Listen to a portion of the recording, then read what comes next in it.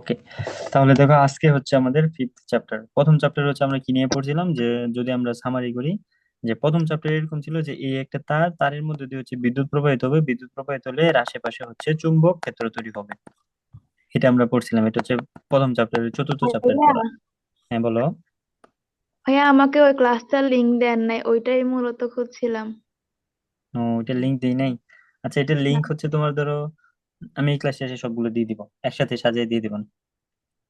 আচ্ছা ঠিক আছে। আচ্ছা দেখো, তাহলে ওইটা একটু বলে নিই, যেটা আমরা কি পড়ছিলাম, যে বলছিলাম তড়িৎ প্রবাহ থাকবে, তড়িৎ প্রবাহের কারণে হচ্ছে চুম্বক ক্ষেত্র তৈরি হবে। এটা হচ্ছে আমরা প্রথম চ্যাপ্টারে, চতুর্থ চ্যাপ্টারে পড়ছি। আর এই চ্যাপ্টারে এসে তার উল্টা ঘটনা করব।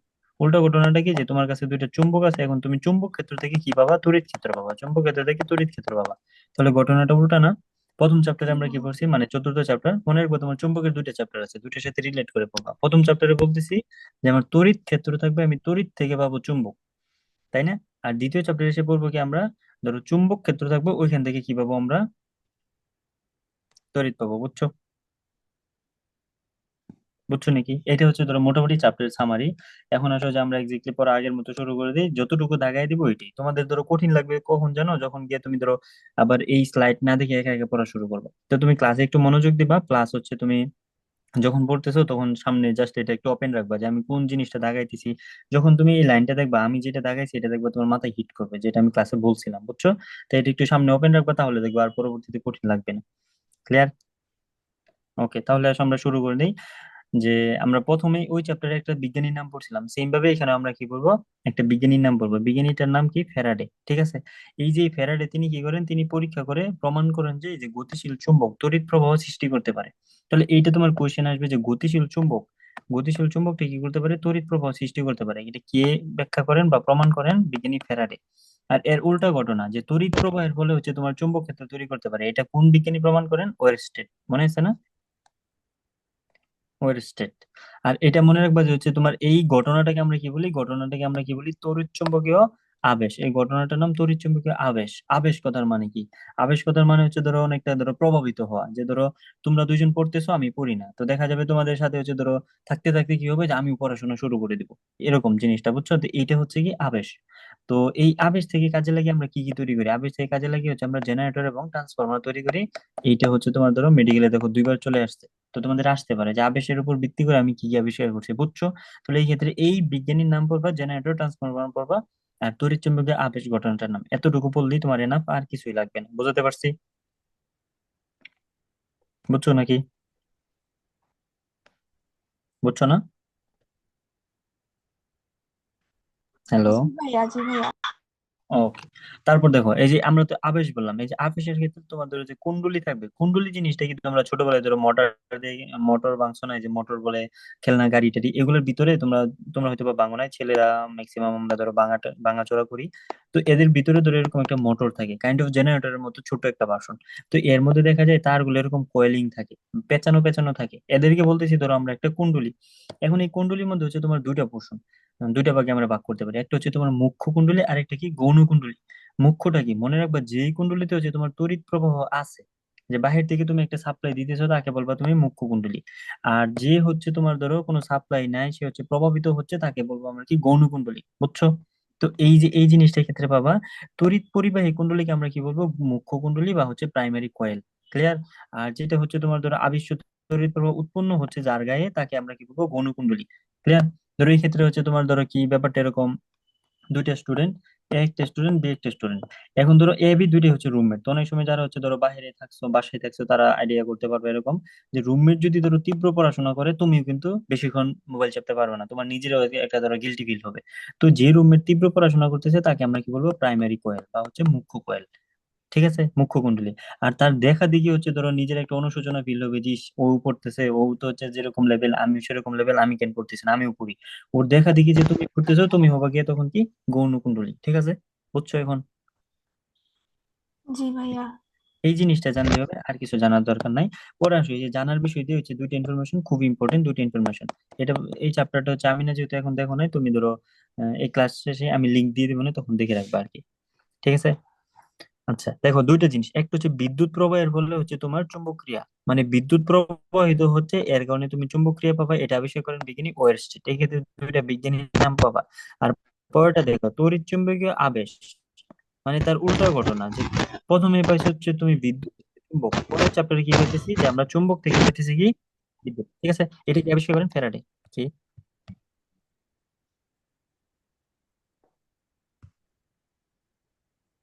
হম। মিশো, তুমি মেবি ধরো তোমার একটু মিউট করে রাখি। আচ্ছা, দরকার লাগলে আমি মিউট করে বললেও সমস্যা নেই। আচ্ছা দেখো, তাহলে এই ক্ষেত্রে ধরো আমাদের কি লাগতেছে, দুটো বিজ্ঞানীর নাম বললে হবে, একটা ওয়েরস্টেড আর একটা ফ্যারাডে, পারবে না? একটু বললেই এনাফ, আর কিছু লাগবে না। এরপরে আসো যে যে কুণ্ডলী ব্যাপারটা কি। এই যে তোমাদের ধরো কুণ্ডলীর ক্ষেত্রে এই যে এই চারটা হচ্ছে আমাদের লাগবে, চারটা মুখস্থ করতে হবে। এটা দেখো আমি তোমাদের খুব সহজে মুখস্থ করে দেই ক্ষেত্রে কি কি লাগবে একটু বুঝো। যে কুণ্ডলী সাপেক্ষে হচ্ছে তোমার চুম্বক মেরুর গতি। আমরা বলছিলাম যে চুম্বকের দুইটা মেরু থাকে, একটা হচ্ছে নর্থ পোল আর একটা হচ্ছে তোমার সাউথ পোল, একটা এন আর একটা হচ্ছে তোমার এস। তাহলে এই যে চুম্বকের দুইটা মেরু আছে, এই মেরুর গতিটা, কুণ্ডলীর সাপেক্ষে মেরুর গতিটা কেমন হলে যে যে নতুন যে তড়িৎ প্রবাহটা কারেন্টটা তৈরি হচ্ছে, এই কারেন্টের অভিমুখ বা দিকটা কেমন হবে, এটা আমরা মনে রাখবো। খুব সিম্পলি দেখো, আমি মুখস্থ করে দিব। তুমি অভিমুখের ক্ষেত্রে মনে রাখো একটা পজিটিভ আর একটা নেগেটিভ। পজিটিভ দিয়ে মনে রাখবো হচ্ছে আমরা বলি না বামপন্থী ডানপন্থী, তাহলে মনে রাখবা একটা হচ্ছে বামাবর্তী আর একটা কি দক্ষিণাবর্তী। এরকম মনে রাখবা যে আমার দুইটা দিক হতে পারে অপশনে। আর হচ্ছে তোমার ধরো কুণ্ডল, চুম্বকের মেরু নিয়ে যেহেতু আমরা পড়তেছি, তাহলে চুম্বকের মেরুর ক্ষেত্রে মনে রাখবো দুইটা মেরু আছে। তাহলে এই ক্ষেত্রে আমি একটা ইনফরমেশন মনে রাখলে দেখো আমি সবগুলো কিন্তু খুব ইজিলি মনে রাখতে পারি। ঠিক আছে, তাহলে একটা ইনফরমেশন দেখো, যেমন এন মেরুকে হচ্ছে কাটছে, এন মেরু নিকটে, এন মেরুকে নিকটে নিলে কি কোন ধরনের হয়? বামাবর্তী। এই একটা লাইন মুখস্থ করো, একটা লাইন কষ্ট করে মুখস্থ করো, পরীক্ষার হলে যা আসবে তা বানায় মানে নিজের মতো করে গুছিয়ে লিখতে পারবা, আমি বুঝিয়ে দিচ্ছি। এই যে দেখো, তুমি মনে রাখলা এন মেরু যদি নিকটে আসে তাহলে এই ক্ষেত্রে যে দিকটা পাবো, মানে এন মেরুটাকে তুমি যদি কুণ্ডলীর কাছাকাছি নিয়ে আসো তাহলে যে তড়িৎ প্রবাহটা তৈরি হবে তার দিকটা কি হবে? বামাবর্তী, মানে নেগেটিভ বা বাম দিকে, ঘড়ির কাঁটার উল্টা, এরকম কিছু মনে রাখতে পারি। ঠিক আছে, এখন এন মেরুকে যদি নিকটে নিয়ে আসি তাহলে যদি বামাবর্তী হয়, তাহলে এন মেরুকে যদি আমি দূরে সরিয়ে নিয়ে যাই তাহলে কি হবে? ডানাবর্তী। তাহলে যদি একটা মুখস্থ করি, পরেরটা মুখস্থ দরকার আছে? বলো তো আমাকে। দরকার নাই। আমরা একটা লাইন মুখস্থ করবো যে এন কে কাছে আনলে বাম, এন কে কাছে আনলে বাম, এরকম। ঠিক আছে, বা এরকম মনে রাখতে পারো যে হচ্ছে তোমার ধরো আমি লিখে দিই এন কে বামে কাছে আনি। ঠিক আছে, এরকম মনে রাখবো যে এন একটা জিনিস তাকে হচ্ছে তুমি বাম দিকে কাছাকাছি নিয়ে আসলা। তাহলে মনে রাখবা কি, এইটা দিয়ে তুমি মনে রাখবা যে আমি যদি এন পুলকে, মানে আমার যে চুম্বকের দুইটা পোল থাকে, নর্থ পোল সাউথ পোল, এই যে এন, এন পোলটাকে যদি আমি কাছাকাছি নিয়ে আসি তাহলে কি পাবো? দিকটা কোন ধরনের হবে? বামাবর্তী। ঠিক আছে, তাহলে এইটা যদি বামাবর্তী হয় তাহলে কাছে আনলে যদি বাম হয়, তাহলে যদি আমি ধরো দূরে সরাই নিয়ে যাই, দূরে সরাই নিলে কি হবে? ডান হবে, দক্ষিণাবর্তী। মন থাকবে? তাহলে জি এন এ ভাইয়া। যে ঘটনাটা ঘটবে, এস এ কি ঘটবে? তার সম্পূর্ণ উল্টা। তাহলে তুমি এন দিয়ে মনে রাখবা, তোমার পরীক্ষার খাতায় যদি ধরো আসলো কি এস মেরুকে নিকটে নিয়ে আসলে, তখন তুমি চিন্তা করবে আচ্ছা এস মেরুকে নিকটে আনা, তার মানে এন এর উল্টা করবে, এন এ যা করতো সম্পূর্ণ উল্টা। তাহলে দেখো তো, এন কে হচ্ছে তোমার যদি নিকটে নিয়ে আসতে, তাহলে যদি বামাবর্তী হয়, এস কে নিকটে নিয়ে আসলে কি হবে? দক্ষিণাবর্তী। দক্ষিণাবর্তী। তাহলে কি একটা মনে রাখলে সবগুলো মনে রাখতে পারতেছো না? জি ভাইয়া। ওকে, তা শুধু হচ্ছে প্রথম লাইনটা আমি দাগায় দিই, যে হচ্ছে আমরা শুধু এই প্রথম লাইনটা মনে রাখবো, এন কে বাম, এন কে বাম দিয়ে মনে রাখলে তারপর হচ্ছে বাকিটা আমরা ইজিলি মনে রাখতে পারবো। বুঝছি? জি ভাইয়া। ওকে, তারপর আসো যে আরেকটা জিনিস, এই যে তোমার ধরো এই যে এই ক্ষেত্রে এই ইনফরমেশন গুলো আমাদের লাগবে, যে কুণ্ডলীর ক্ষেত্রফল এবং পাক সংখ্যা বৃদ্ধি পেলে কি আবিষ্ট তড়িৎ প্রবাহের মাত্রা কি বৃদ্ধি পায়? আবিষ্ট তড়িৎ প্রবাহ তো বুঝতেছো তাই না, যে এটা কিন্তু তড়িৎ প্রবাহ না, কাইন্ড অফ তোমার ধরো হচ্ছে তোমাকে দেখে দেখে এরকম পড়তেছে ব্যাপারটা এরকম, যে তোমার এখানে ধরো কুণ্ডলী বুঝি না, যে কয়েল, ফ্যান দেখছো না অনেক সময়, বৈদ্যুতিক ফ্যান, এগুলো বাংলার ভিতরে কি কয়েল থাকে না?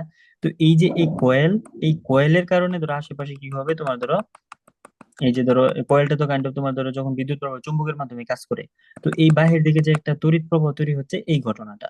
এখন যদি তোমার কুণ্ডলী, যে কুণ্ডলীটা তুমি এই ক্ষেত্রে ইউজ করতেছো, কুণ্ডলীর ক্ষেত্রফল মানে যদি সে যদি আকারে বড় হয়, তার যদি পাক সংখ্যা বেশি বেশি বৃদ্ধি পায়, তাহলে কি হবে? প্রবাহ মাত্রা বৃদ্ধি পাবে, বেসিক। বুঝছো? ওকে, ব্যবহৃত চুম্বকের মেরু শক্তি বাড়ালে আবিষ্ট তড়িৎ প্রবাহের মাত্রা বৃদ্ধি পাবে, এটা মনে রাখবা। চুম্বক এবং কুণ্ডলীর আপেক্ষিক গতি, আপেক্ষিক গতি যদি আমরা বৃদ্ধি করি তাহলে তড়িৎ প্রবাহ মাত্রা বৃদ্ধি পাবে। তোমরা চাইলে এটা ইউটিউবে সার্চ দিয়ে দেখতে পারো, যে ইলেকট্রোম্যাগনেটিক ইফেক্ট এরকম কিছু একটা দিলে পাবা। যে আমি তোমাকে এখন লাইভ দেখাইতে পারলে ভালো হইতো, যে তোমার ধরো কিভাবে দেখাই, দাঁড়াও একটু ট্রাই করি, আশা করি বুঝবা। ধরো এটা এটা হচ্ছে একটা কুণ্ডলী এ, তারপর হচ্ছে ধরো এটা আর একটা কুণ্ডলী, এটা ধরো পি। ঠিক আছে, এখন এই কুণ্ডলীর একটা তার, ধরো তোমার হচ্ছে ধরো এটা ধরো কি, ধরুন এটা একটা বাল্ব। ঠিক আছে, বৈদ্যুতিক বাতি। এটা একটা বাল্ব। তাহলে এই দুইটা তার হচ্ছে এরকম লাগানো। এখন তোমার কাজ কি, ধরো এটা হচ্ছে তুমি ডান হাতে ধরে রাখছো, এটা বাম হাতে ধরে রাখছো। এখন এদেরকে বারবার হচ্ছে তুমি কাছাকাছি, একবার কাছে নিতেছো, দূরে নিতেছো, খুব দ্রুত, বুঝতেছো তো? মানে তোমার দুইটা হাত খুব দ্রুত কাছাকাছি নিতেছো, তো কাছাকাছি নিলে কি হবে, কুণ্ডলিটা আর এই কুণ্ডলি তাদের মধ্যে যে একবার কাছে চলে যাবে, একবার দূরে সরে যাবে, কাছে চলে যাবে, দূরে চলে যাবে। তো এই ঘটনাটা ঘটলে কি হবে, আলটিমেটলি তাদের মধ্যে ধরো এরা কিন্তু চুম্বক বা কুণ্ডলী, তো কাছাকাছি চলে গেলে এই ক্ষেত্রেও ধরো কারেন্ট প্রোডাকশন হবে, এই ক্ষেত্রেও কারেন্ট প্রোডাকশন হবে, আলটিমেটলি এই বাতিটা জ্বলে উঠবে। ঠিক আছে, এটা তোমরা ইউটিউবে অনেক ভিডিও পাবা। যদি ইলেকট্রোম্যাগনেটিক এরকম কিছু লিখে সার্চ দাও, তাহলে দেখবা কুণ্ডলী টুন্ডলী যদি লেখো দেখবা পেয়ে যাবা। বুঝছো? তাহলে এই ক্ষেত্রে এই যে কারেন্টটা তৈরি হইলো, এই কারেন্টটা কিসের উপর নির্ভর করলে, নির্ভর করে আমরা বললাম যে তোমার এটার আকার যত বড় হবে, ক্ষেত্রফল যত বড় হবে, তত বেশি কারেন্ট তৈরি হবে। এর পাক সংখ্যা, এই যে পাক সংখ্যা যত ঘন হবে তত বেশি তৈরি হবে। তারপর হচ্ছে বললাম এদের মধ্যকার যে গতিটা, এই যে কত দ্রুত তুমি এদেরকে কাছে আনতেছো, দূরে নিতেছো, এই গতির উপরও কি সে নির্ভর করবে। বুঝতেছো এটা? তাহলে আপনি কি গতিটা আমাদের লাগবে। কুণ্ডলীর অভ্যন্তরে যে কাঁচা লোহা, যে কুণ্ডলীটা যে তুমি বানাইছো, কুণ্ডলী মানে কি, যে কোনো কিছুর উপর তুমি তার পেঁচাবা, যে তোমার এই একটা দণ্ড, এর উপর তুমি তার পেঁচাইতেছো, এটাই তো কুণ্ডলী, তাই না? এখন জি যে ভাইয়া। তারটা পেঁচাইতেছো, যে দণ্ডটার উপর পেঁচাইতেছো, এটা যদি তোমার কাঁচা লোহা হয়, কাঁচা লোহা হয়, তাহলে এই ক্ষেত্রে ধরো তুমি কি পাবা, মাত্রাটা বেশি পাবা। বুঝছো? এখন তাহলে এই চারটা বৈশিষ্ট্য হচ্ছে আমাদের মুখস্থ করতে হবে। ক্লিয়ার? বুঝতে পারছি? জি ভাইয়া। ওকে। এখন বলতে তড়িৎ চুম্বকে আবেশের ফলে সৃষ্ট ক্ষণস্থায়ী তড়িৎ চুম্বক বল, এই বলটা ক্ষণস্থায়ী কেন বলো তো? কারণ এই যে দেখো, এই ক্ষেত্রে তুমি যে কুণ্ডলীটা পাকাইলা, এই কুণ্ডলীটা কতক্ষণ পর্যন্ত, মানে এই যে কারেন্টটা তৈরি করলা, কারেন্টটা কতক্ষণ থাকবে, যতক্ষণ তুমি তাদের মধ্যে এই গতিটা রাখবা, যতক্ষণ তাদের মধ্যে এই গতিটা রাখবা। তোমরা কি আমার কথা বুঝতেছো? জি ভাইয়া। এটা তোমার হাতে দেখাই দিলে ভালো হইতো, ধরো কথার কথা তুমি দুই হাত একবার কাছাকাছি আনতেছো নিতেছো, হাতে হচ্ছে তোমার দুইটা কুণ্ডলী, বুঝছো? তাহলে এই গতিটা তুমি যতক্ষণ রাখবা ততক্ষণই বাতিটা জ্বলবে। তাহলে এটা কি ক্ষণস্থায়ী না চিরস্থায়ী? ক্ষণস্থায়ী। ওকে, সহজ না? খুবই সহজ। তোমরা হচ্ছে পড়ার সময় হচ্ছে এই এটা হচ্ছে তুমি সামনে রেখে পড়বা, তাহলে দেখবা তোমার ইজি লাগতেছে। একা একা যদি পড়তে চাও তাহলে দেখবা ভুলে যাইতেছে। আর আমি তো ম্যাক্সিমাম দিয়ে দিই, মাঝে মধ্যে ভুলে যাই, তখন হচ্ছে হয়তো একটু লেট করি, আজকে এটা দিয়ে দিব সাথে সাথে, সমস্যা নেই। তখন দেখবা তোমার ইজি লাগতেছে, যে পড়া সবই তো দাগানো, দাগানো লাইনগুলো বলবো। এই চুম্বক ফ্লাক্স স্কেলার এর এককটা তো আমরা হচ্ছে গত ক্লাসে পড়ে ফেলছি, ওই ক্লাসের পড়াটা মনে রাখলেই হবে, আর কিছু লাগবে না। চুম্বক ফ্লাক্স ঘনত্ব এটাও পড়ছি না আমরা? জি ভাইয়া। চুম্বক ফ্লাক্সটা কি ছিল, বৃষ্টি বলতে পারবা? না। কোন একটা ক্ষেত্রের মধ্যে দিয়ে যতটুকু হচ্ছে তোমার হচ্ছে বলরেখাগুলো প্রবেশ করে তাকে বলছিলাম আমরা চুম্বক ফ্লাক্স। এই ক্ষেত্রে শর্তটা কি, যে কোনো ক্ষেত্র হতে পারে। আর চুম্বক ফ্লাক্স ঘনত্ব মানে কি, যে হচ্ছে ক্ষেত্রটা কি হবে, একক ক্ষেত্রফল হবে। ঠিক আছে, এটা বলছিলাম। যে কথার কথা হচ্ছে তোমার ধরি 10 ক্ষেত্র বললাম, যে 10 ক্ষেত্রের মধ্যে দিয়ে যতটুকু চার্জ হবে তাকে আমরা, যতটুকু হচ্ছে তোমার বলরেখা এই ক্ষেত্রে পাস হবে, তাদেরকে আমরা কি বলবো, চুম্বক ফ্লাক্স। আর এক্ষেত্রে বলতেছি 10 ক্ষেত্র, কিন্তু ঘনত্ব কখন বলবো, যখন এটা একক চলে আসবে, যে একক ক্ষেত্র। ঘনত্ব মানে কি, একক ক্ষেত্র। ঠিক আছে, তো এত কিছু তোমার জানার দরকার নাই, তুমি জাস্ট হচ্ছে তোমার ধরো ঘনত্বের ক্ষেত্রে এককটা কথা মনে রাখবা। আর তাদের কি, তাদের নিজস্ব যে এককগুলো আছে, যোজমাক ফ্লাক্সের এককটা কি, over metre square, over per metre square, tesla, এটা আমার জানলেই চলবে। ঠিক আছে, জি ভাইয়া। ওকে। তারপর দেখো ফ্যারাডের তড়িৎ চুম্বকীয় আবেশের সূত্রাবলী। এই সূত্রাবলী দেখো, যে হচ্ছে তোমার সূত্রগুলো দেখো, এই যে প্রথম সূত্র, আর এটা কি তোমার দ্বিতীয় সূত্র। প্রথম সূত্র কি বলছে, দ্বিতীয় সূত্র কি বলছে, শুধু লাইনটা বললেই হবে তোমার। প্রথম সূত্রের ক্ষেত্রে তাকাও কি বলে, যে যে কোনো, এই যে এক সেকেন্ড, দেখো, উম, যখনই কোনো তোমার কোনো একটা বদ্ধ তার কুণ্ডলীতে আবদ্ধ চুম্বক বলরেখার সংখ্যা এবং চুম্বক ফ্লাক্সের পরিবর্তন ঘটে, তখনই কুণ্ডলীতে একটি তড়িৎচালক শক্তি আবিষ্ট হয়। ঠিক আছে, যখন তাদের মধ্যে বলরেখার বা ফ্লাক্সের পরিবর্তন ঘটবে, তখনই তাদের মধ্যে একটা তড়িৎচালক শক্তি আবিষ্ট হবে। যদি বুঝো তাহলেও ভালো, যদি না বুঝো তাহলেও কোনো সমস্যা নেই, কারণ এটা তোমার মেডিকেলে আসবে। ঠিক আছে, পরে দ্বিতীয় সূত্রটা আমরা দেখি, যে তার কুণ্ডলীতে যে যে তোমার আবিষ্ট তড়িৎচালক শক্তির মানটা, এটা সময়ের সাথে কুণ্ডলী দিয়ে অতিক্রান্ত চুম্বক ক্ষেত্রকার সমান বা চুম্বক ফ্লাক্স পরিবর্তনের হারের সমানুপাতিক। ঠিক আছে, ক্লিয়ার? জি চুম্বক ভাইয়া। ফ্লাক্সের সমানুপাতিক, এই যে এটা তুমি এই ক্ষেত্রে দেখো, এই যে এই অংশটা দ্বারা আমরা কি বোঝাই, এই যে এই ফাই চিহ্নটা দ্বারা আমরা কি বোঝাই, চুম্বক ফ্লাক্স বোঝাই না, মনে আছে? জি ভাইয়া। এখন কোনো কিছুকে যদি সময় দিয়ে ভাগ করো, তাহলে এই ঘটনাটাকে আমরা কি হার বলি না? হুম। ধরো তুমি একটা চ্যাপ্টার হচ্ছে তুমি তুমি 1 ঘন্টায় 5টা চ্যাপ্টার পড়তে পারো। এখন তোমার ধরো আমি আহ, ধরো হার বের করা মানে কি, তোমার সময় দিয়ে তোমার এই জিনিসটাকে ভাগ করে আমি ধরো একটা নির্দিষ্ট সময় নিয়ে আসবো, যে 10 মিনিটে নিয়ে আসলাম, তাহলে এটা হচ্ছে তোমার হার, বা 1 মিনিটে নিয়ে আসলাম, এটা হচ্ছে তোমার কি, হার। তাহলে এই জিনিসটা হচ্ছে মনে রাখবো। তাহলে সূত্র কয়টা হলো, দুইটা সূত্র হলো, এটি জানলেই চলবে। তারপর হচ্ছে তোমার মেডিকেলের জন্য যে এই লাইনটাই শুধু পড়বা, যে হচ্ছে ফ্যারাডের দ্বিতীয় সূত্রের গাণিতিক যে রূপটা দেয় এটা নিউমেন, এই কারণে একে নিউমেনের সূত্র বলা হয়ে থাকে। ঠিক আছে, তাহলে নিউম্যানের সূত্র কোনটি? ফ্যারাডের দ্বিতীয় সূত্র। তাহলে তুমি যখন হচ্ছে বইটা পড়বা, আবার যখন শুরু করবা, তুমি যদি পিডিএফটা সামনে থাকে, নামটা পড়বা, দ্বিতীয় সূত্রকে নিউম্যানের সূত্র বলে, চাইলে এই সূত্রটা একটু ধরো, মুখটা দেখে রাখতে পারো, আর কিচ্ছু করার দরকার নেই। তাহলে সহজ না? কিন্তু যদি একা জি একা শুরু ভাইয়া। করো, দেখবা তোমার কাছে মনে হবে যে আচ্ছা পড়ছি পড়ছি, কিন্তু আবার সব পড়া শুরু করবা, তখন দেখবা আবার কঠিন লাগতেছে। ক্লিয়ার? তাহলে এই ভুল করো না, একটু কষ্ট করে হলেও পিডিএফটা সামনে রাখবা। ঠিক আছে? জি। এরপর আসলে লেঞ্জের সূত্র। লেঞ্জের সূত্র থেকে হচ্ছে ধরো আমরা জাস্ট সূত্রটা জানবো, সূত্রটা জানবো। তো এইটা ধরো ব্যাপারটা এরকম যে ধরো কি বলে, উম মানে সে তার সৃষ্টিকে বাধা দেয়, ব্যাপারটা এরকম যে তার, যার থেকে আসছে এরকম একটা, যে যে কোনো তড়িৎচুম্বক আবেশের বেলায় আবিষ্ট তড়িৎচালক শক্তি বা প্রবাহের দিক, আবিষ্ট তড়িৎচালক শক্তি বা প্রবাহের দিক, যে নতুন করে যে দিকটা তৈরি আমরা বললাম না, যে ডানাবর্তী বামাবর্তী দক্ষিণাবর্তী বললাম না, এইগুলা এমন হবে যে সে তার সৃষ্টি হওয়া মাত্রই, যে কারণে সৃষ্টি হয়েছিল তাকে সে বাধা দিবে। ঠিক আছে? সৃষ্টি হওয়া মাত্র সে তার এই কারণকে বাধা দিবে। বুঝছো? এটা হচ্ছে তোমার ধরো একটা কি বলে, আমরা তো হচ্ছে বয়েজ কলেজে ছিলাম, তো এই ক্ষেত্রে ধরো স্যারেরা ধরো একটু উল্টাপাল্টা টেকনিক দিয়ে মনে রাখাইতো, যেরকম যে কাইন্ড অফ আমি ওর সৃষ্টি যেভাবে হয়েছে ওই প্রসেসটাকে হচ্ছে আমি ধরো পরবর্তীতে আমার জন্মের পর বাধা দিতেছি, ব্যাপারটা এরকম আর কি। তো এত কিছু কঠিন করার দরকার নাই, সিম্পলি হচ্ছে সূত্রটা পড়ে রাখলেই হবে। ঠিক আছে? এটা নিয়ে আমাদের এত মাথা ব্যথা নাই। ক্লিয়ার? তুমি শুধু এই যে এই লাইনটা মনে রাখবা যে লেন্জের যে সূত্রটা আছে এটা কি, শক্তির নিত্যতার সূত্র মেনে চলে নাকি চলে না। ঠিক আছে না? তাহলে খুবই সহজ না? তুমি যদি এই ক্ষেত্রে পড়ো, শুধু একটা লাইন পাইতেছো, একটা লাইন পড়লেই তো তোমার হইতেছে না? জি ভাইয়া। ওকে। তাহলে তুমি আজকে এইভাবে তোমরা পড়ে দেখো, তারপর যদি কঠিন লাগে পরে আমাকে বললো। আর একা একা বললে দেখবো আবার ভুলে যাইতেছো, একা একা সব করতেছো। ওকে। তারপর হচ্ছে যে স্বকীয় আবেশ। স্বকীয় আবেশ ক্ষেত্রে এই যে জাস্ট হচ্ছে তুমি এই ক্ষেত্রে বোল্ট যে লাইনটা আছে এটা একটু জানার জন্য, শিক্ষার জন্য জানা, এরকম পড়ে রাখবা যে একটি মাত্র যে বদ্ধ কুণ্ডলীতে অসম তড়িৎ প্রবাহের ফলে যে দরুন যে চুম্বক ফ্লাক্সের পরিবর্তনটা হয়, এর ফলে বা কোনো চুম্বক ক্ষেত্রে বদ্ধ কুণ্ডলীর গতির ফলে যে চুম্বক আবেশ ঘটে, তাকে আমরা কি বলি? স্বকীয় আবেশ বলি। জাস্ট হচ্ছে একটু জেনে রাখলেই হবে, তোমার আর কিছু লাগবে না। তারপর যে স্বকীয় আবেশ গুণাঙ্কের ক্ষেত্রে তুমি এই যে এইটা, স্বকীয় আবেশ গুণাঙ্কের ক্ষেত্রে এই লাইনটা একটু জেনে রাখতে পারো, খুব যে ইম্পর্টেন্ট তেমন না, একটু জেনে রাখা আর কি, স্বকীয় আবেশ গুণাঙ্ক। তারপর হচ্ছে তোমার এককটা লাগবে, এটা মাস্ট। ঠিক আছে? তাহলে একক মনে রাখে কি? খুব টাফ। হেনরি। হেনরি দেখো এটা অলরেডি হচ্ছে 17-18তে মেডিকেলে চলে আসছে, তাহলে সহজই তো, তাই না? সহজ যে হচ্ছে তোমার স্বকীয় আবেশ গুণাঙ্কের এককটা কি? হেনরি। পারবে না? জি ভাইয়া। ওকে। হেনরিকে হচ্ছে ধরো আবার তুমি কিভাবে কনভার্সন করতে পারো এটাও চাইলে কিন্তু দেখে রাখতে পারো। তাহলে কোশ্চেন আসবে হচ্ছে স্বকীয় আবেশ গুণাঙ্কের একক কি? হেনরি। খুবই কম, এই চ্যাপ্টার পড়াশোনা খুবই কম। ধরো যে চতুর্থ চ্যাপ্টার সেটার পড়াশোনা কিন্তু অনেক বেশি, আর এটার পড়া কম্পারেটিভলি অনেক কম। ক্লিয়ার? তারপর হচ্ছে জি ভাইয়া। পারস্পরিক আবেশ। পারস্পরিক আবেশ থেকে হচ্ছে তুমি ধরো আবার ধরো এটার এককটা মনে রাখবা, শুধু পারস্পরিক আবেশের এসআই একক কি? আবারও হেনরি। সহজ সহজ পড়াশোনা। হেনরি। ঠিক আছে? ওকে। এরপর চলে আসে যে পারস্পরিক আবেশের ব্যবহার। পারস্পরিক আবেশের ব্যবহার দিয়ে ধরো আমরা কি ট্রান্সফরমার নিয়ে পড়বো। ট্রান্সফরমার তো আমরা বুঝি, ট্রান্সফরমারে ধরো আমরা লোকাল ভাষায় কি ট্রান্সমিটার বলি, যে দেখবো হচ্ছে কারেন্টের খাম্বার মধ্যে একটা বালতির মধ্যে কিছু ঝোলানো থাকে, একে আমরা কি বলি? ট্রান্সমিটার বলি। কিন্তু এটা আসলে কি? এটা হচ্ছে ট্রান্সফরমার। তো এই ট্রান্সফরমারের কাজটা কি? এটার কাজ হচ্ছে ধরো নাম যেহেতু ট্রান্সফরমার, তার মানে সে কি করবে? কোনো কিছু ধরো একটা রূপান্তর করতেছে একটা জিনিস। তো সহজ কথা মনে রাখো যে হচ্ছে ধরো আমাদের যে উপরের দিকে কারেন্টের খাম্বার উপরে তার থাকে, এদের দেখবো অনেক সময় বলে কি 440 লাইন, এরকম দেখবা 440 মানে 440 ভোল্ট থাকে। তো 440 লাইন যখন এখান দিয়ে যাবে, যখন সে আমাদের বাসা বাড়িতে ঢুকবে, তখন ঢুকে কি হিসাবে? 220 হিসাবে ঢুকে। তো এই যে 440 কে তুমি আমি যে কমাই দিলাম, এই ক্ষেত্রে যে তার ভোল্টেজটা কমাইলাম, এই কাজটা কি করে? এই কাজটাই করে ট্রান্সফরমার। আবার অনেক ক্ষেত্রে দেখা যাবে হচ্ছে সে তার ভোল্টেজটাকে বাড়ায় দেয়।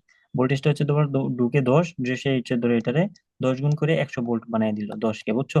তাহলে এই ট্রান্সফরমারের কয়টা কাজ হলো? তাহলে একটা বাড়াইতে পারে, আরেকটা কি করতে পারে? কমাইতে কমাইতে পারে, ভোল্টেজ কমাইতে পারে। তো এদের অনুসারে, এই নাম অনুসারে তাকে আমরা দুই ভাগে ভাগ করতে পারি না?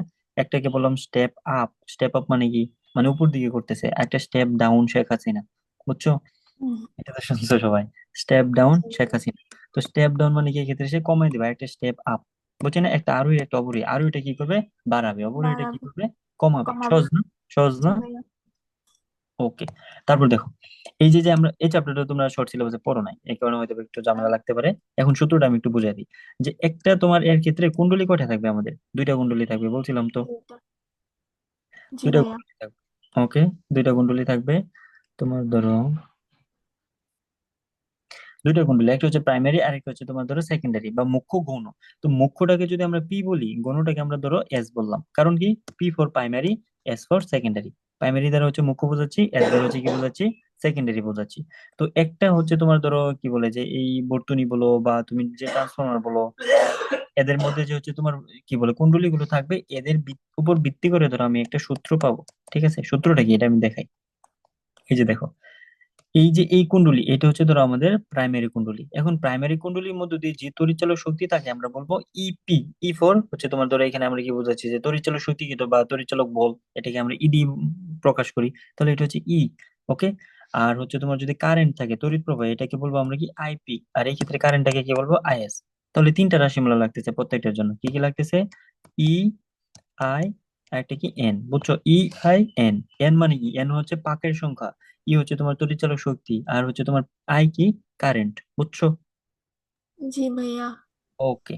তাহলে এই তিনটাকে যদি মিলাই ধরো আমরা একটা সূত্র লেখা ট্রাই করি, এই যে এই নীল কালার সূত্রটা হয়, এটা হচ্ছে তোমাদের একটু মুখস্থ রাখতে হবে। এটি কিভাবে মুখস্থ রাখবা দেখো, খুবই সহজ। সহজটা কি? দেখো তোমার ই আর হচ্ছে এন এদেরটা মিলে উপরে ইএস, উপরে এনএস, নিচে ইপি, নিচে এনপি। তাহলে মনে করবা ই এন এরা কি হচ্ছে মিলে, ই এন কি তারা মিলে। ধরো হচ্ছে আমি যদি এরকম দিই যে হচ্ছে ইপি বাই ইএস, তাহলে কি দিব? NP by NP by NS. NS. তার মানে ই আর এস হচ্ছে অলওয়েজ মিলে, ই আর এন হচ্ছে অলওয়েজ মিলে। তাহলে ই আর এন যদি আমি মিলাই রাখি, তাহলে আইটাকে কি দিয়ে দিব? জাস্ট উল্টাই দিব। তাহলে যেহেতু উপরে ইপি দিছি, তাহলে আই এর কি দিয়ে দিব? I is, S IP. IP. দেখো তাহলে কিন্তু এই জিনিসটা কিন্তু ধরো আমার বইয়ের সাথে একটু উল্টা হয়েছে, তাহলে কি আমার ভুল হবে? বলতে হবে না, ঘুরে ফিরে তো একটাই একটাই না? জি ভাইয়া। ওকে। তাহলে এইভাবে হচ্ছে আমরা এই সূত্রটা মনে রাখবো। সূত্র মনে রাখার সুবিধাটা কি? অনেক সময় হচ্ছে তোমার মেডিকেলে যে ম্যাথ গুলো আসে, ম্যাথে তোমার ডিরেক্টলি হচ্ছে তোমার ধরো বলে দিবি যে হচ্ছে মুখ্য কুণ্ডলীতে এন এর সংখ্যা এত, গৌণ কুণ্ডলীতে এন এর সংখ্যা এত, মুখ্য কুণ্ডলী হচ্ছে ই এর মান এত, তাহলে এটার ইপির মান কত, তাহলে বের করতে পারবে না? তিনটার মান দেওয়া, চারটা বের করা লাগবে। জি ক্লিয়ার? ভাইয়া। অথবা অথবা তোমার কি কোশ্চেন আছে নিচের কোন সম্পর্কটি সঠিক। তো নিচের কোন সম্পর্কটি সঠিক আমি ধরো হচ্ছে এরকম দিব, দেখাই দাঁড়াও। ধরো এই যে এরকম দিলাম, ইপি বাই ইএস সমান সমান আইএস বাই, না আইপি বাই আইএস। সত্য না মিথ্যা বলো তো? মিথ্যা ভাইয়া। মিথ্যা। তাহলে এই যে এইখান থেকে তোমার সত্য মিথ্যার জন্য কিন্তু কোশ্চেন আসে নিচের কোন সমীকরণটি সঠিক। ক্লিয়ার? জি এটা কিন্তু জি। আমরা এই ক্ষেত্রে মনে রাখবো, তাহলেই হবে। ওকে। তারপর দেখো আরেকটা জিনিস হচ্ছে আমাদের এখানে আছে, আরেকটা জিনিস কিন্তু মনে রাখবি, মনে রাখি আমরা। তড়িৎ প্রবাহ মাত্রা হচ্ছে তাদের পাক সংখ্যার ব্যস্তানুপাতিক। তড়িৎ প্রবাহ মাত্রাটা কি? তাদের পাক সংখ্যার ব্যস্তানুপাতিক। এটা আমরা মনে রাখবো। পরে দেখো আমি নীল কালার দিয়ে আরেকটা জিনিস ইম্পর্টেন্ট দেখাই দিই। এই যে এই শর্তটা, যে যদি তোমার এনএস টা বড় হয়, তাহলে এটা কি স্টেপ আপ। ঠিক আছে? যদি এনএস টা বড়, এটা ধরো আমি একসাথে রাখি তাহলে সুবিধা হবে। এনএস টা বড় হলে তারা কি স্টেপ আপ। মনে রাখবো যদি এস এর পরিমাণ বড় হয়, সেকেন্ডারিটা বড় হয়, তাহলে কি স্টেপ আপ।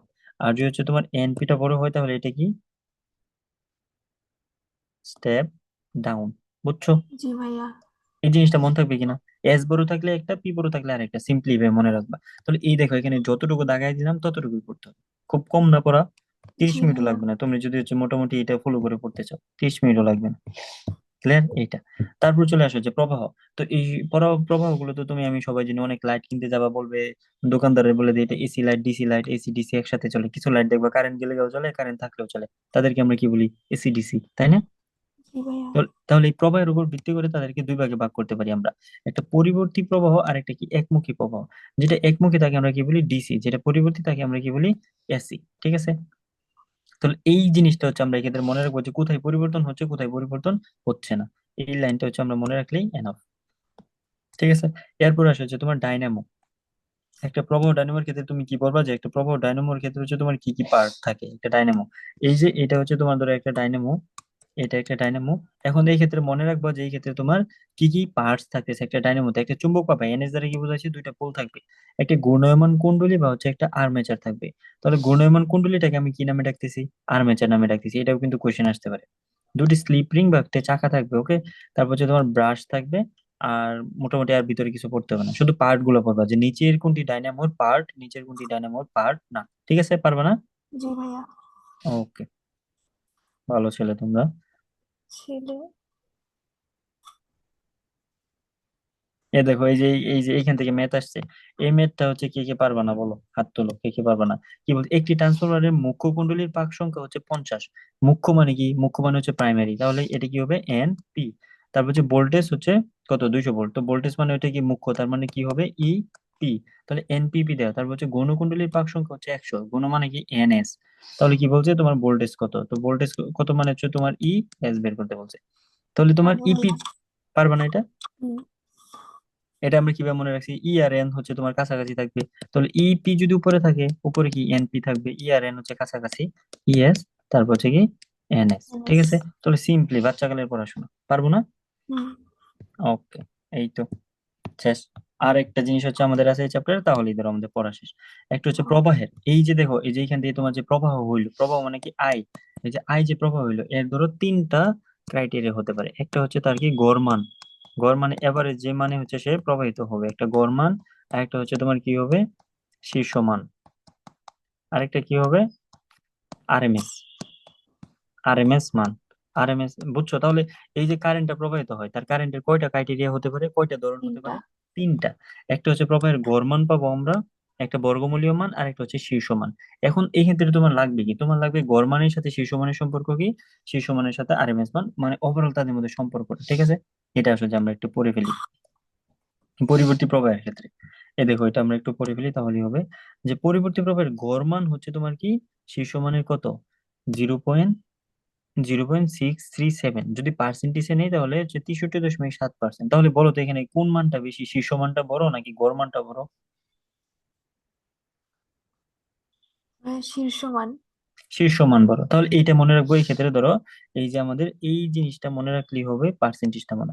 দেখো দুইটা সম্পর্ক পাইছি, এই ক্ষেত্রে আমি এটা বই লিখে দিই, এখানে কার কার সম্পর্ক বলতেছি, গড় মান ভার্সেস শীর্ষ মান, গড়মান ভার্সেস শীর্ষমান, এদের সম্পর্কটা হচ্ছে বললাম যে গড়মান হচ্ছে শীর্ষমানের 63.7%, 63.7%। আর শীর্ষমানটা হচ্ছে গড়মানের কত গুণ, 1.57 গুণ, প্রায় 1.5 গুণ বেশি। ঠিক আছে না? তাহলে এই যে যতটুকু হচ্ছে আমি তোমাকে হচ্ছে ধরো বোল্ড করে দিলাম বা হচ্ছে হাইলাইট করে দিলাম, এই ইনফরমেশনটা এই ক্ষেত্রে মনে রাখবা। ঠিক আছে, এরপর হচ্ছে আমাদের আরেকটা ইনফরমেশন আছে, এটা দেখো। এটা কি, এটা হচ্ছে তোমার বর্গমূলীয় মান হচ্ছে শীর্ষমানের কত গুণ, বর্গমূলীয় মান হচ্ছে তোমার শীর্ষমানের 70.7%। ঠিক আছে, বর্গমূলীয় মানটা কি হচ্ছে তোমার আরএমএস, আরএমএস তো আমরা বুঝি, আরএমএস বুঝি না? তাহলে এই যে এটা এই লাইনটা এখান থেকে মনে রাখতে পারো, এখান থেকে এটাও মনে রাখতে পারো, সমস্যা নাই। এটা আমরা মনে রাখবো। ঠিক আছে, পারবা না? জি। জি ভাইয়া। ওকে, এই যে দুইটা জিনিস দেখালাম, তারপর হচ্ছে তুমি চাইলে এই যে আবার এই ক্ষেত্রে আসতে পারো, একই জিনিস আর 1/√2 দিয়ে এভাবে নিয়ে আসছি, তো এটা চাইলে মনে রাখতে পারো তাহলেও হবে। তো এই যে এই হলুদ করে দিলাম এই জিনিসগুলো, এই সম্পর্কগুলো কিন্তু আমাদের খুব ইম্পর্টেন্ট, প্রত্যেকবার দেখবা পরীক্ষায় আসে যে নিচের কোনটি সত্য নিচের কোনটি মিথ্যা। তাই একটু এগুলো আনসার করার ক্ষেত্রে ধরো ভালোভাবে ভেবেচিন্তে আনসার করো, ভুল করা যাবে না কিন্তু, ক্লিয়ার? জি ওকে, ভাইয়া।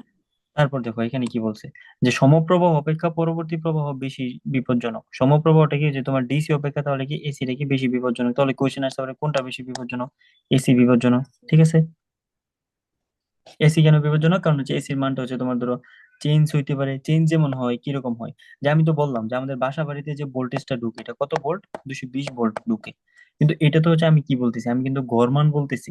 ঠিক আছে, আমি কিন্তু গড় মান বলতেছি, কিন্তু এর কিন্তু শীর্ষমান আছে, এর শীর্ষমান প্রায় হচ্ছে তার কি √2 গুণ হবে, √2 গুণ, তার মানে কত, 311 ভোল্ট পর্যন্ত হচ্ছে আমাদের বাসা বাড়িতে ঢুকে। কিন্তু কাগজে কলমে কত লেখা থাকে, 220 ভোল্ট লেখা থাকে। কিন্তু ঢুকে কতটুকু, ঢুকে প্রায় হচ্ছে তোমার ধরো 311, মানে তার √2 গুণ, কত গুণ, √2 গুণ। এটা হচ্ছে যে সম্পর্কটা আর কি, বুঝছো? জি ভাইয়া। তাহলে তোমার যদি পরীক্ষায় কোয়েশ্চেন আসে যে হচ্ছে তোমার এরকম কোয়েশ্চেন আসলো যে তোমার কার্যকরী মান হচ্ছে তোমার 300 ভোল্ট, তাহলে হচ্ছে তোমার এই ক্ষেত্রে কার্যকরী মান 300 ভোল্ট, তাহলে তোমার শীর্ষ মান কত হতে পারে? তাহলে কি করবা, এর সাথে হচ্ছে কি √2 300 গুণ, √2 গুণ দিয়ে দিবা, তাই তো? 300 গুণ √2 গুণ দিয়ে দিলেই মামলা শেষ। এখন ঘটনা হচ্ছে তোমার তো ক্যালকুলেটর নাই, √2 মান মুখস্থ রাখা লাগবে, √2 মান মোস্ট প্রবাবলি 1.4 সামথিং, 1.4 সামথিং হতে পারে। তো তুমি নর্মালি হচ্ছে 300 কে হচ্ছে 3 কে হচ্ছে তুমি 1.4 দিয়ে গুণ দিবা, সাথে দুইটা শূন্য বসায় দিবা, দেখবা কাছাকাছি যে মানটা আসতেছে সেটাই হয়ে যাবে, বুঝছো? জি ভাইয়া। পারবা কিনা? পারবো। ওকে, এই তো। এখন তাহলে বলো তো এসি বিপজ্জনক না ডিসি বিপজ্জনক? এসি। এসি কেন, কারণ এটার মানটা আরো বেড়ে যেতে পারে, আমরা দেখবো হাতে কলমে একটা। এখন ধরো তোমার একটা ফ্রিজ আছে, ফ্রিজে হচ্ছে তুমি ধরো সুন্দরভাবে ফ্রিজের কি কি যেন একটা লাগাই সামনে, উম টেবুল লেদার না কি যেন বলে একটা, দেখবা কি বক্স, আমি নামটা ভুলে গেছি, তোমরা হয়তো বা জানো, এরকম একটা বক্সের মতো থাকে, দেখছো না? নাম যেন দেখছি কি, ভাইয়া, নাম জানি না। টেবুলাইজার বা সামথিং একটা নাম বলে, এটার কাজ কি? এটার কাজ হচ্ছে তোমাদের সেই ভোল্টেজটাকে কন্ট্রোল করে কতটুকু ভোল্ট ফ্রিজে ঢুকবে। তো সবাই কিন্তু এটা লাগায় না, কিপটামি করে অনেক সময়। অনেকে কি করে যে কি দরকার জিনিসটা কিনা, কিপটামি করে লাভ নেই। তো যারা কিপটামি করে তাদেরটা কি দেখা যায়, যখন হাই ভোল্টেজ আসে তখন ফ্রিজটা ফুটে যায়, বুঝছো? তো এটা জি আর কি, কিপটামি করলে কিপটামি করা যাবে না, বুঝছো? যেহেতু আমরা ফিজিক্স জানি, আমরা কিপটামি করবো না। আমরা যা যা দেয় সবকিছু কিনে বসে থাকবো, এটা। তো এই ক্ষেত্রে এটা রিস্ক আর কি, যে তুমি ধরো এটা ব্যবহার করলে না, তুমি জানো 220 ভোল্ট হচ্ছে তোমার ফ্রিজ হচ্ছে নিতে পারবে কথার কথা 250 ভোল্ট। তো তুমি জানো যে আমার বাসার হচ্ছে সাপ্লাই আছে 220, কিন্তু তুমি তো নিছো এসি। এই এসি তো 220 হচ্ছে সর্বোচ্চ 311 পর্যন্ত হতে পারে। তো ঘুম থেকে উঠে দেখবে ফ্রিজ ফুটে বসে আছে, বুঝছো? তাই এটা হচ্ছে আমাদের জন্য বিপজ্জনক। বুঝতে পারছি। জি ভাইয়া। এই হচ্ছে এই চ্যাপ্টারের পড়াশোনা। কতক্ষণ লাগবে বলো তো তোমরা যদি পড়ো? 30 মিনিটও লাগবে। হ্যাঁ। 30 মিনিটও লাগবে না, তাহলে কষ্ট করিয়া পিডিএফটা দেখে দেখে পড়বা, তাহলে সময় কম লাগবে। পিডিএফ ছাড়া পড়তে গেলে আবার দেখবা তুমি যে 6-7 মাস ধরে পড়তে গেছো একটা, বুঝছো তোমরা? জি ভাইয়া। ক্লিয়ার কিনা, আমি না বুঝছো?